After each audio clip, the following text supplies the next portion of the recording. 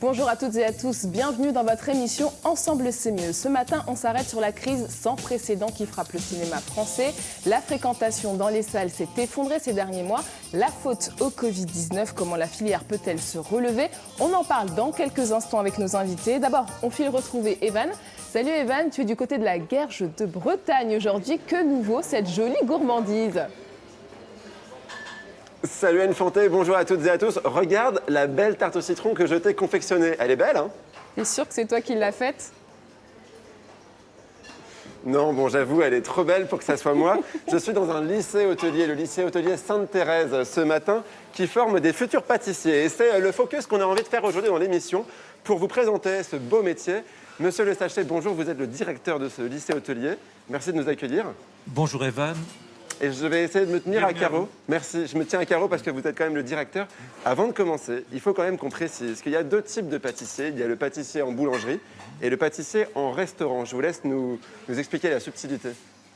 Voilà, entre la pâtisserie de boutique et la pâtisserie de restaurant, la base est souvent la même, bien sûr, mais j'allais dire qu'il y a une possibilité de créativité beaucoup plus grande, en fait. Et la cuisine des desserts de restaurant permet, j'allais dire, d'exprimer une créativité et qui conduit au rêve. Je voulais mettre le micro comme ça, parce qu'en effet, quand on va acheter une pâtisserie chez le boulanger, il y a la partie transport sur laquelle on s'affranchit quand on est au restaurant. Voilà, alors qu'ici, évidemment, tout se fait en direct. Et je crois que ça permet de clore un repas, un bon repas, de façon vraiment magique. Le lycée hôtelier Sainte-Thérèse, il a 30 ans. Vous avez dû en voir ici des étudiants. Oui, le lycée, effectivement, a 30 ans. Il a été créé en 1990 et il accueille des élèves qui, aujourd'hui, vont du CAP au BTS. Donc, un grand panel de formation, CAP, bac, bien sûr, service et cuisine. Des mentions complémentaires, MCCDR, mais aussi MCR, accueil-réception. Alors, et MCCDR, c'est cuisinier en dessert de restaurant, et c'est ce qu'on va vous montrer aujourd'hui. Hein. Bravo. Voilà, j'ai bien appris la leçon. Bravo. Et puis, bien sûr, également, un BTS avec deux options. La plupart du temps en formation initiale classique, mais depuis 2 ans, nous nous ouvrons aussi à l'apprentissage. Alors on en reparlera tout à l'heure et on parlera aussi de la formation continue pour les adultes parce que vous en accueillez, mais j'aimerais qu'on aille voir un petit peu le cours derrière vous. On se revoit tout à l'heure, monsieur le directeur. Très bien. Je vous laisse retourner à vos activités. Venez avec moi, on va maintenant rencontrer monsieur Bouet, bonjour, et puis toute la classe, bonjour tout le monde. Qu'est-ce qu'on apprend ce matin à faire? Vous faites des petites fleurs. On s'est trompé d'école en fait. Ouais, c'est ça, ça aurait pu être une école de fleuristes. Bienvenue à vous. Non, pas du tout. Aujourd'hui, on apprend le décor de l'assiette avec les élèves ou du dessert. Donc là, ils sont en train de réaliser des roses en pâte d'amande. On verra également l'écriture au cornet, le décor en chocolat, le travail autour des coulis et des sauces qui ornent le fond de nos assiettes. Il y a des cours de tarte aux pommes aussi. Oui, c'est demain. Il faudra venir demain. Je prendrai rendez-vous. C'est quoi pour vous les compétences qu'il faut quand on se lance dans la pâtisserie? Je pense qu'il faut ne pas se fixer de limites déjà, parce que la pâtisserie, c'est aujourd'hui quelque chose de très créatif et surtout une certaine rigueur. Voilà. Il n'y a pas de place à l'improvisation en pâtisserie. Il faut être assez cartésien. Vous oubliez 100 grammes de farine dans une recette, c'est plus la même à la fin. Donc il y a une certaine rigueur et une certaine discipline à avoir. Eh ben, je vais tenter de l'apprendre, cette rigueur, avec vous, puisque je passe les matinées avec vous. Vous me faites une petite place dans votre cours? Allez, c'est parti. Allez, je vais apprendre à faire une rose en pâte d'amande, peut-être pour toi, une Fantée. On verra ça tout à l'heure. Allez, à tout à l'heure. Je vous le disais au début de l'émission, on revient sur la période critique que traverse toute la filière du cinéma français. On va regarder d'abord ces explications en chiffres et en images. J'irais bien au ciné, moi. Ouais, avec la Covid, j'hésite. Scénario catastrophe pour le cinéma. Sur les 7 premiers mois de l'année, la fréquentation des salles de cinéma en France a baissé de 63%. Et depuis leur réouverture le 22 juin, après 99 jours de fermeture, les spectateurs ne sont toujours pas au rendez-vous. En juillet, la fréquentation s'est effondrée de 73,8% par rapport à l'an dernier. En août, la baisse est encore là, mais plus faible, 58,1% par rapport à 2019. Problème, une offre de films réduite, les sorties des blockbusters ont presque toutes été repoussées et évidemment la peur chez les spectateurs d'être contaminés, malgré l'obligation du port du masque et du siège de distance dans les zones dites rouges. Alors que faire ? Dans le plan de relance du gouvernement, 100 millions d'euros sont prévus en compensation du manque à gagner pour les exploitants de salles de cinéma. Et sur les plateaux de tournage, on s'adapte. On tourne sous l'œil avisé d'un référent Covid. Et quand c'est possible, on réécrit les scénarios pour respecter la distanciation physique. Allez, prends ton masque, on se fait une toile. Voilà pour ce petit état des lieux de la filière cinéma. Pour en parler avec nous, Yves Sutter, vous êtes le directeur général de Cinéville. Franck Vial, vous êtes le directeur de l'association Film en Bretagne. Et Thomas Gensch, vous êtes producteur et gérant associé de la société Blue Hours Film. Bonjour à tous.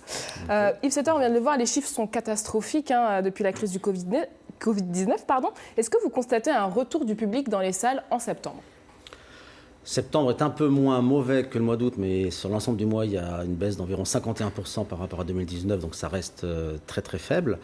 Et parmi les différents éléments que vous avez mis en avant dans le petit film de présentation, je ne les mets pas du tout sur le même plan, même s'ils sont tous réels. Aujourd'hui, le sentiment qu'on a, c'est que la crainte sanitaire par rapport à la salle de cinéma est très faible. D'accord. Et que le vrai problème, c'est l'offre de films, puisqu'effectivement, de nombreux films, et notamment des films étrangers, et particulièrement américains, ont été décalés. Donc aujourd'hui, on est absolument dans l'incapacité de proposer à nos spectateurs une offre complète. C'est exactement comme si vous ouvrez le musée du Louvre, mais vous avez enlevé la Joconde, vous avez enlevé la moitié des tableaux, et vous dites, venez quand même voir le musée. Il y a quand même à un moment donné des spectateurs ou qui auraient des difficultés à y aller. On est dans cette situation d'avoir une offre qui est à peu près la moitié de ce qu'on a habituellement, puisque le cinéma américain, en 2019, c'est 50% des entrées en France, et aujourd'hui, c'est à peine 10%. Est-ce que ça ne révèle pas non plus notre dépendance vis-à-vis du cinéma américain, le fait que les blockbusters sont repoussés, donc il y a moins d'offres ? Alors ça révèle notre dépendance au cinéma américain, ça révèle surtout, et c'est plus complexe, et ça on ne l'a pas du tout senti quand on a fermé, notre dépendance au cinéma américain, non pas les films, mais les salles américaines. Parce que pourquoi ces films ne sortent pas en France ? Parce que les salles américaines sont partiellement ouvertes. Aujourd'hui, les grosses combinaisons sont environ sur 2000 copies aux États-Unis, alors qu'habituellement, c'est plus de 4000. Donc aujourd'hui, les films américains ne peuvent pas, sur leur propre territoire, réaliser un chiffre d'affaires suffisant, et c'est pour cette raison qu'ils sont décalés dans le reste du monde. Mais les films, ils existent, et je dirais qu'ils aimeraient sortir, parce que c'est des investissements très importants. C'est des producteurs qui ont aussi besoin de récupérer leur investissement, et en sortant plutôt assez rapidement. Sauf qu'ils ne peuvent pas, sur le marché majeur, faire que le quart de la recette, qui est le cas du film de Christopher Nolan, Tenet, qui fait à peu près aux États-Unis le quart de la recette qu'il aurait dû faire. Thomas Gensch, vous produisez des courts-métrages. Comment vous vous êtes adapté à ce contexte sanitaire ? Parce qu'on ne parle pas des salles, mais plutôt des festivals pour vous. Pour le court-métrage, en tout cas, l'un des lieux de projection, évidemment, c'est beaucoup les festivals. Après, nous, on a été plutôt épargnés parce qu'on n'avait pas de tournage au moment du confinement et pas de sortie de film. Pour d'autres de mes confrères, ça a été beaucoup plus violent. Donc, report de tournage, sortie, évidemment, complètement annulée purement et simplement. Donc, depuis, les tournages ont repris. Il y a notamment un fonds d'indemnisation qui a été mis en place parce que pour tourner un film, on a besoin que le film soit assuré. On a besoin d'être certain de ne pas avoir de problème par rapport à un reconfinement, par rapport à un cas Covid ou un cas contact sur le tournage. Ce fonds d'indemnisation, il a permis au tournage de reprendre avec toute une armada de mesures sanitaires qui ne sont pas forcément compatibles avec les tournages de cinéma, évidemment. Donc, comment ça se passe justement pour vous en ce moment sur les tournages ? Donc nous, par exemple, on fait partie de ceux qui ont fait le choix de décaler les tournages à 2021. Pourquoi ? Parce qu'on a des tournages qui sont prévus à l'étranger et que le fonds d'indemnisation ne prévoit pas d'indemniser et d'assurer des tournages qui sont à l'étranger. D'accord. Donc tous les tournages sont reportés à 2021. On a un tournage qui était prévu en Roumanie qu'on peut techniquement là pas faire, et une grosse coproduction avec la Suisse et la Belgique qui, pour plein de raisons administratives, parce que au niveau des embauches et au niveau des lois de mesures sanitaires dans les différents pays, tout ça est très compliqué à mettre en place. Donc nous, voilà, on préfère attendre l'année prochaine pour pouvoir tourner. Franck Vial, ce contexte sanitaire, dans quelle mesure celui-ci impacte les futures créations ? Est-ce que ça empêche aujourd'hui certains de se lancer dans de nouveaux projets ? C'est un problème de visibilité surtout, en fait. Il y a beaucoup d'inquiétudes sur le moyen et long terme. Disons que globalement, aujourd'hui, il y a une activité qui s'est adaptée un petit peu pour tout le monde. Il y a un certain nombre de mesures qui ont été mises en place pour compenser ou en tout cas rassurer les acteurs, tant au niveau du plateau qu'au niveau des festivals, qu'au niveau des diffuseurs. là, les inquiétudes, elles sont à partir de janvier 21. Il va y avoir forcément un effet retard, c'est ça dont il faut prendre conscience aujourd'hui. En tout cas, c'est ce dont tout le monde a peur. Après, si on veut juste éviter la question simple de la visibilité, il y a peut-être des enjeux à mettre en place, comme la question de la diversité, en fait. La question de la diversité de création, elle va se poser à un moment ou à un autre, puisqu'on a une tension économique qui va être très très forte. Et du coup, disons que la variable d'ajustement, c'est un petit peu la diversité de création. Donc ça, c'est un endroit où il va falloir être assez attentif. Alors, on entend souvent que le cinéma français s'en sort mieux que ses voisins européens. Qu'est-ce que ça veut dire, Yves Sutter ? Il s'en sort, je dirais, moins mal cette année, parce qu'on va quand même rester dans le contexte de fortes chutes, parce que traditionnellement, là je parle à l'échelle européenne, il y a un seul pays, enfin la France est le pays qui a le taux de cinéma national le plus élevé. Environ 40%, environ 40% des spectateurs en France vont voir des films français. Dans la moyenne européenne est à 30%, et dans la plupart des grands pays voisins, je parle de l'Angleterre, de l'Allemagne, de l'Espagne, l'Italie, on est autour de 20%. Voilà. Ce qui veut dire que nous, on est un peu moins dépendants que d'autres des films étrangers, parce qu'on a une capacité de notre public à voir des films français qui est assez élevée. Néanmoins, ça reste, je veux dire, environ en moyenne 40%. Les films américains, c'est environ 45-50, et les autres nationalités, c'est 10-15% selon les années. Voilà, donc effectivement, on a une baisse qui est un peu moins violente. Quand on est sur un film américain, puisqu'on en a eu un seul depuis 3 mois que tous les pays ont rouvert en Europe, qui est donc Tenet, le film fait des entrées très équivalentes entre les différents pays. C'est-à-dire qu'il a bien marché en France. Et ce qui est important, c'est pour ça que par rapport à la crainte sanitaire, Tenet va faire environ 2 500 000 entrées en France. C'est exactement les entrées de ces 2 derniers films, Dunkerque et Interstellar, qui ont fait 2,5 millions ou 2,6 millions. Et les chiffres de Tenet en Allemagne ou en Angleterre sont absolument les mêmes qu'en France. Donc on est dans une cohérence où, globalement, les publics européens n'ont pas de blocage sur la salle de cinéma. Les films qui sortent font leurs entrées. Pareil pour les films français. Effacer l'historique de Caverne et de Lépine fait des entrées qui sont tout à fait cohérentes par rapport à leurs précédents films. Donc voilà, quand les films sortent, le public est présent.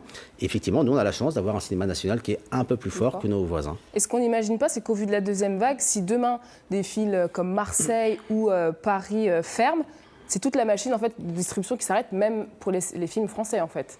Dès lors que vous fermez une ville importante, évidemment particulièrement Paris, mais même si ça aurait été Marseille ou Lyon, c'est pareil, je dirais que plus aucun film ne sort. Parce que de toute façon, la caractéristique d'un film, c'est qu'il doit sortir dans tous les cinémas au même moment sur le pays. Sinon, ça ne vaut pas le coup. Avec les Américains, on le voit, c'est même dans tous les cinémas du monde au même moment. Il suffit qu'il y ait un territoire qui soit fermé pour que l'ensemble des territoires se retrouvent de facto impactés. Donc si on avait sur un film français aujourd'hui l'impossibilité de sortir à Paris, de facto, on n'aurait plus de film. On pourrait, nous aussi en Bretagne, fermer nos cinémas, même si on était dans une zone d'alerte inférieure. Alors Franck Vell, vous, votre association Film en Bretagne, elle fédère plus de 450 acteurs du monde du cinéma et de l'audiovisuel sur le territoire breton. Quels sont aujourd'hui finalement les corps de métier qui pâtissent le plus de cette crise ? Alors, on a tous les métiers du plateau qui ont été impactés à un moment donné fortement. Alors, il y a la mesure d'année blanche de l'intermittence qui va compenser une partie, évidemment.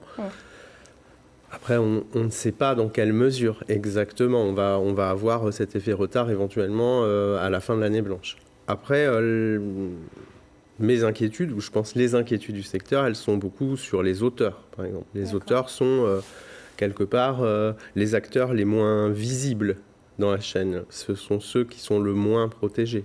Ce sont ceux qu'on a du mal à recenser aussi sur un territoire. Donc aujourd'hui, il y a une vigilance à porter en particulier sur les auteurs et vraiment à les suivre et à faire en sorte qu'ils soient le mieux protégés possible. Et ça va être dur pour les producteurs de se relever de cette crise, Thomas Gensch ? Oui, pour beaucoup, ça a été donc très violent, je vous le disais, en termes par exemple, de sortie, puisque le producteur ensuite va vivre aussi des remontées de recettes que font les films. Donc beaucoup de producteurs ont été quand même assez violemment impactés.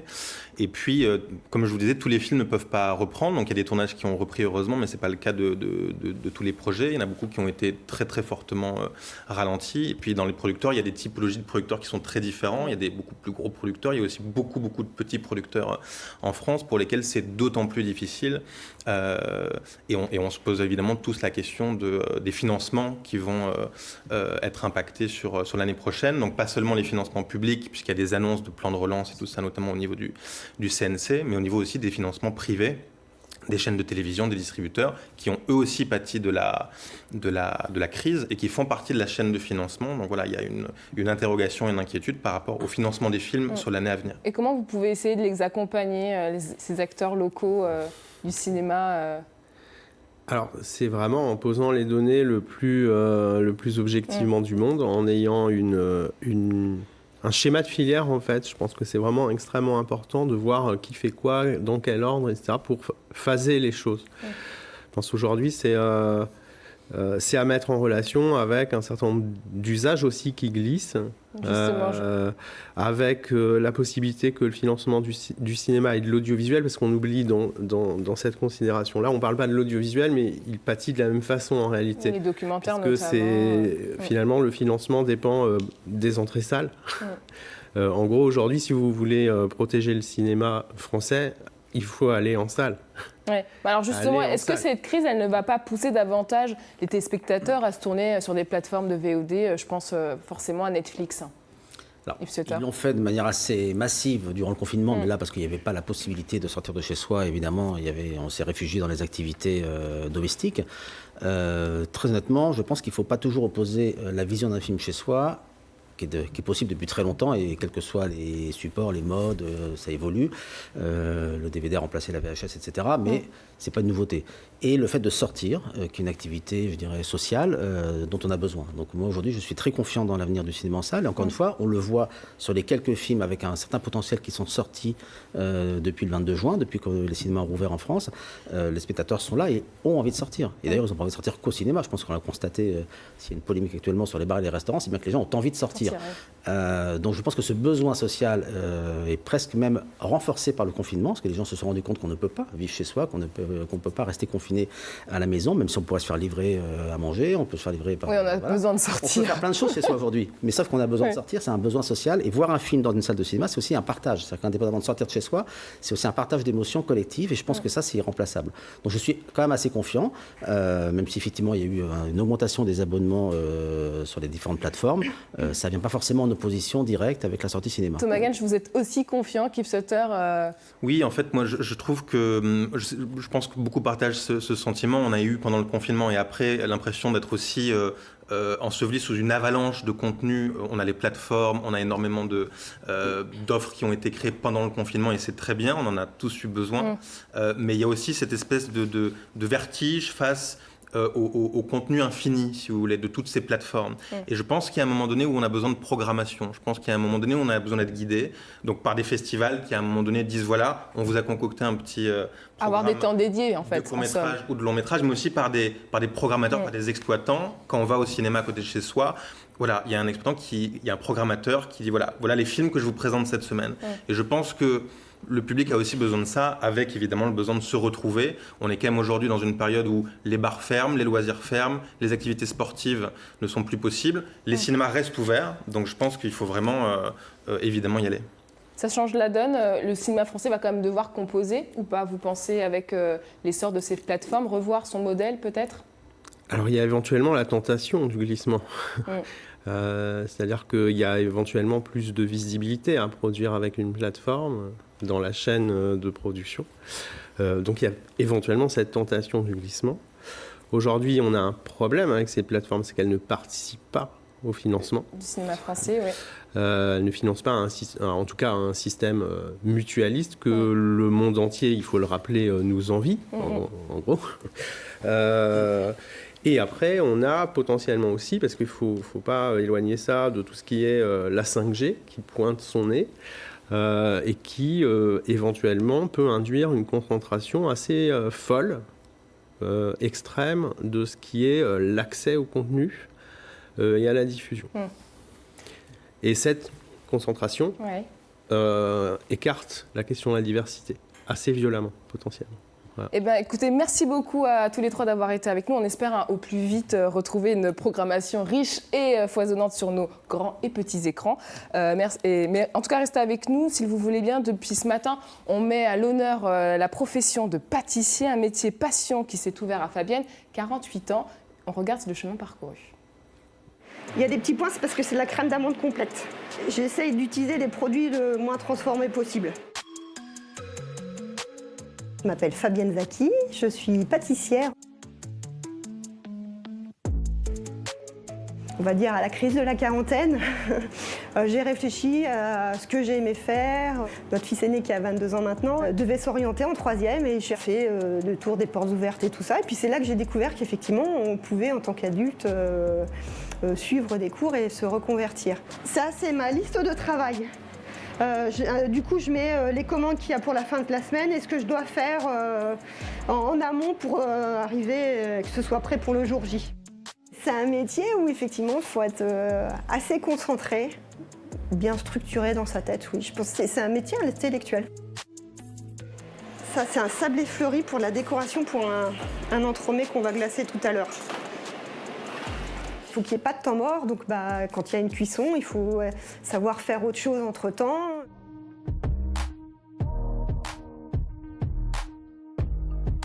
La tarte au citron, c'est un exercice pour les pâtissiers, c'est très revisité.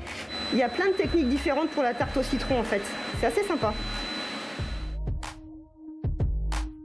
En fait, la pâtisserie, c'est tout simple, hein. C'est 3 ingrédients de base, bon, les 4. Il y a les œufs, farine, sucre et beurre. Et avec ça, on fait tout. Donc, le process est important, en fait. On ne fait pas un biscuit cuillère comme on fait une génoise, où voilà, il y a des pesées, des temps de cuisson, une façon de mélanger les choses pour obtenir ce qu'on veut.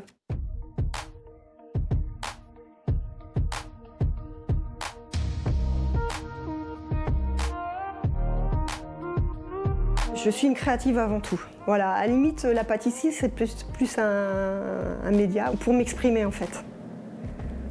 Donc les petits biscuits spéciaux pour la cliente. On pense aux gens quand on fait ce gâteau, que c'est pas anonyme en fait.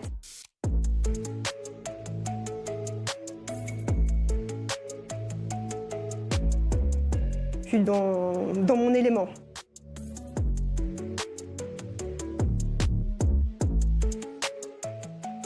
Belle dose de sucré ce matin dans notre émission. Et justement, on part retrouver notre pâtissier en herbe du jour, Evan. Alors, la reconversion, elle est en marche ? T'as que le petit cœur, mais ça existe. Hein, Franchement, mais j'adore. Et comme Fabienne qu'on vient de voir, eh bien, nous aussi, on est très créatifs puisqu'on apprend à faire des roses en pâte d'amande. Alors, Vincent, je vous donne le petit micro. Oui. J'aimerais. Mon petit doigt me dit que vous êtes meilleur ouvrier de France. Ah, c'est pas commun. Un bon petit doigt. N'est-ce pas ? C'est pas commun d'avoir un prof meilleur ouvrier de France. Pourquoi est-ce que vous avez fait ce choix d'enseigner ? Alors moi, j'ai fait ce choix d'enseigner parce que j'ai la chance d'avoir des élèves passionnés et passionnants. Et j'aime cet échange avec mes élèves. Ils m'en apportent autant que ce que je peux leur apporter, c'est la même chose avec eux. Ils me le rendent au centuple. Je pense qu'on a tous rêvé d'avoir un prof qui dise ce que vous dites. Alors, qu'est-ce que vous leur apprenez comme technique à vos élèves ? Moi, ça m'intéresse. Donc là, on est en train de voir le façonnage des roses, le montage des roses en pâte d'amande, parce que c'est un outil indispensable pour décorer des gâteaux au moment des événements anniversaires, communion ou quoi.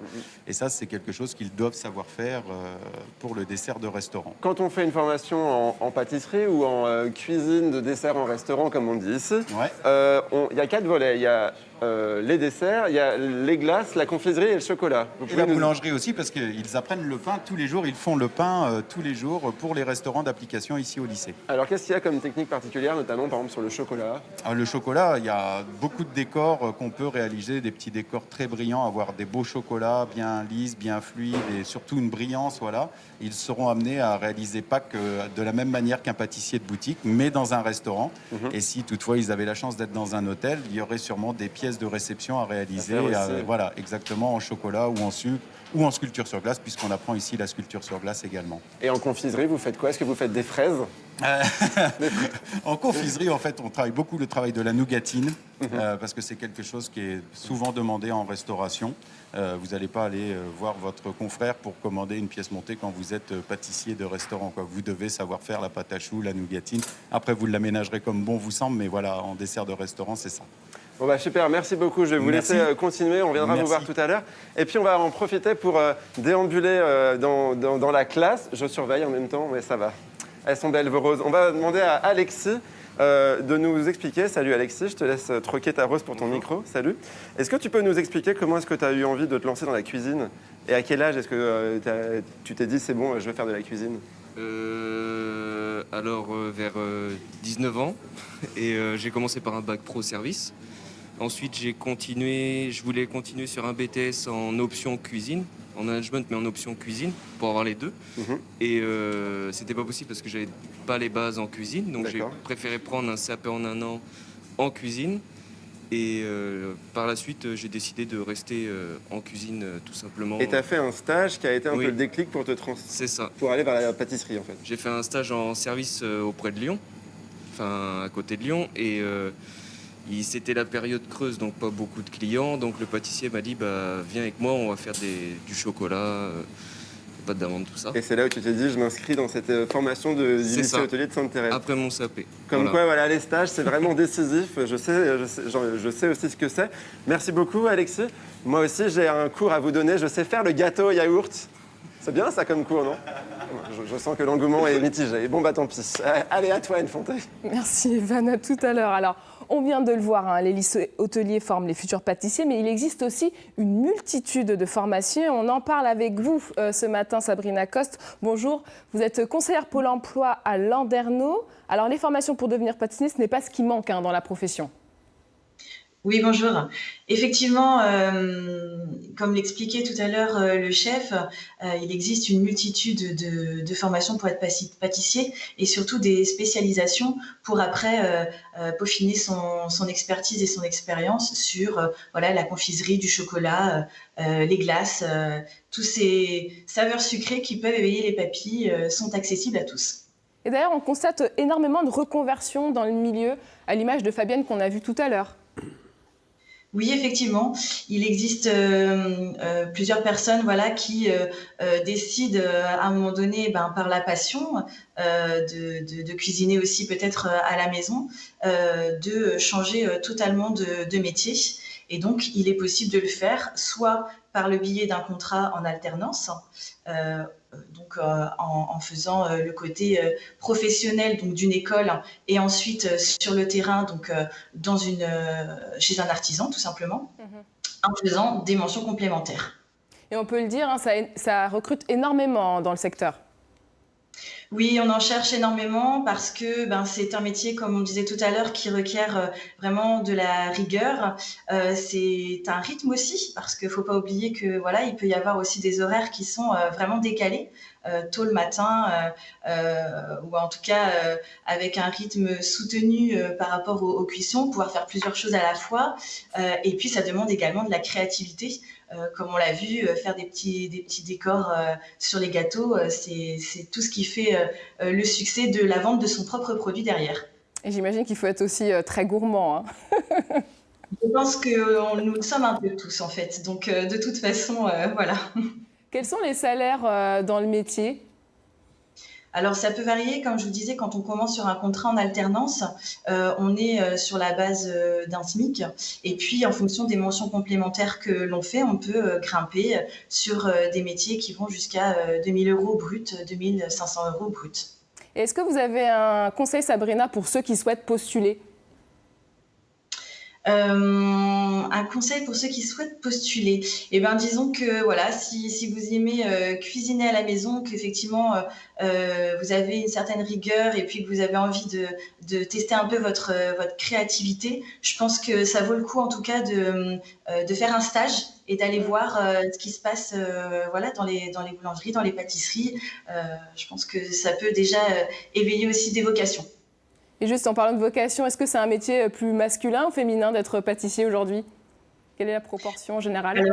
Alors, de base, effectivement, c'était un métier qui était peut-être un peu plus masculin. Aujourd'hui, les femmes, justement, qui ont cette sensibilité et cette créativité, se mettent vraiment à vouloir évoluer vers ce type de métier.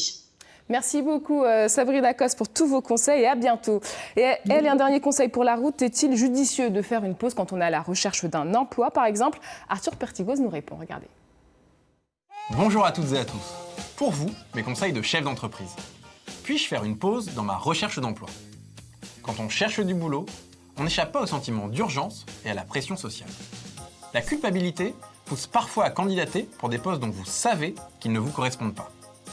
Vous avez l'impression d'être actif, mais vous ne faites que générer des réponses à coup sûr négatives et démotivantes. Il est plus utile pour votre morale de consacrer ce temps à des activités sportives ou culturelles qui vous font du bien, à soigner vos relations familiales ou professionnelles, ou à vous former. Surtout, ne restez pas isolé. C'est nécessaire pour votre équilibre et pour trouver un job. Se sentir bien dans sa peau, c'est un vrai atout face à un recruteur. Alors si ça passe par une pause, n'hésitez pas. Offrez-vous ce moment pour relancer votre recherche du bon pied. Faites-vous confiance, tout le monde a sa chance. Voilà pour cette interlude emploi. Vous le savez, chaque jour, on consacre une large place à la solidarité. On y tient beaucoup dans notre émission. Pour venir en aide aux plus démunis, les Restos du Cœur cherchent constamment des bénévoles. Regardez.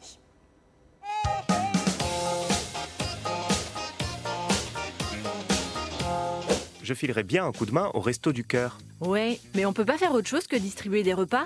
Qu'on se le dise, les Restos du Cœur, ce n'est pas que l'aide alimentaire. Depuis leur création, les restos ont développé des tas d'actions en direction des plus démunis. Et toujours dans l'esprit de Coluche, son fondateur. De l'atelier de coiffure au vestiaire solidaire, en passant par l'accès à la justice, à la santé ou à un logement dans une résidence sociale, il y en a pour toutes les bonnes volontés. Vous pouvez aussi être bénévole dans un atelier internet pour des maraudes ou être soutien à la recherche d'emploi. Être bénévole au Resto du Cœur, c'est accueillir les personnes dans l'esprit de Coluche. C'est faire partie d'une équipe conviviale et engagée qui écoute et accompagne les personnes de l'aide alimentaire à l'estime de soi. Tout ce qui peut l'aider à retrouver sa place dans la société, c'est ça qui me motive. Pour moi, le bonheur, c'est de voir à nouveau des sourires s'illuminer sur les visages. Passer d'un état de détresse à un mieux vivre. Ensemble, c'est mieux. Alors, on compte sur vous. Si vous voulez rejoindre les 72 000 bénévoles déjà engagés au Resto du Cœur, contactez l'antenne proche de chez vous. Ensemble, c'est mieux. Et qui de mieux pour en parler que Sophie Battas en personne. Bonjour. Vous êtes en charge de la communication pour les Restos du Cœur 35. D'abord, à titre personnel, comment est né votre engagement au sein de l'association ? Mon engagement, il est né d'une rencontre avec une équipe des Restos du Cœur sur Saint-Malo. Je suis venue un petit peu par hasard, si je puis dire. J'étais en reconversion professionnelle puisque j'étais infirmière et que je faisais une formation de formateur. Et j'ai participé à un atelier avec une équipe sur la psychologie positive, justement pour aborder et prendre du recul aussi par rapport à son action de bénévolat et face à la détresse des gens que l'on peut accueillir dans nos centres. Et en Ille-et-Vilaine, combien de bénévoles sont investis au sein des Restos du Cœur ? Sur l'Ille-et-Vilaine, on compte à peu près 1200 bénévoles pour accompagner et à être présents sur nos 17 centres que compte l'Ille-et-Vilaine, répartis sur tout le territoire, avec un restobus qui passe 3 fois par semaine dans les rues de Rennes à des points précis. Et quels sont les profils de vos bénévoles ? 1200 personnes, c'est 1200 profils autant différents ? C'est très varié. Ça peut aller du retraité, qui est la population la plus active au sein des restos, puisqu'il faut être disponible, mais également beaucoup de personnes en recherche d'emploi, pour qui, comme on l'a vu, c'est intéressant de participer à des actions, de ne pas rester isolé et d'être acteur dans la vie sociale. Il y a également des jeunes qui nous rejoignent beaucoup sur les collectes nationales ou ponctuelles et qui participent également au niveau des restobus et sur des activités diverses. Et comment vous formez vos bénévoles ? Puisque les activités sont diverses, on l'a vu dans la vidéo. Oui, c'est pour ça on accompagne vraiment nos bénévoles, tous les bénévoles, lorsqu'ils s'engagent au Resto du Cœur. Ils s'engagent également à suivre des formations. Alors nous avons 2 formations socles qui sont vraiment dédiées à l'accueil des personnes, à comment être au sein des restos, en quoi consistent les Restos du Cœur sur toute la France, puisque en tout on est plus de 73 000 bénévoles dans toute la France, plus de 2000 centres. Donc voilà, ces 2 premières formations, c'est pour être vraiment intégré au Resto du Cœur, savoir de quoi il retourne, de toutes les différentes activités que l'on peut avoir. Ensuite, comment accueillir et accompagner les personnes. Et ensuite, nous avons des formations plus dédiées sur nos outils, puisque maintenant nous utilisons des outils informatiques beaucoup pour justement accompagner les personnes accueillies.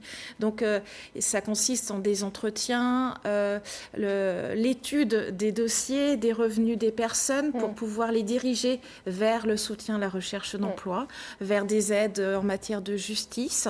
Voilà, c'est très divers. Donc à chaque fois, nous avons des formations dédiées. Alors malheureusement, le Covid-19 est passé par là. Est-ce que vous constatez une hausse de vos bénéficiaires depuis quelques mois?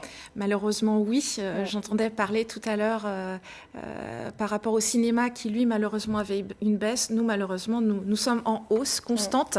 Nous avons à peu près 25% de plus de personnes accueillies dans nos centres. Et quels sont vos besoins actuellement pour venir en aide à ces personnes? Les besoins, ils peuvent être divers. Ils sont essentiellement alimentaire, puisqu'avec la Covid, nous avons dû recentrer nos actions sur l'urgence, sur ce qui est essentiel, c'est-à-dire l'alimentaire.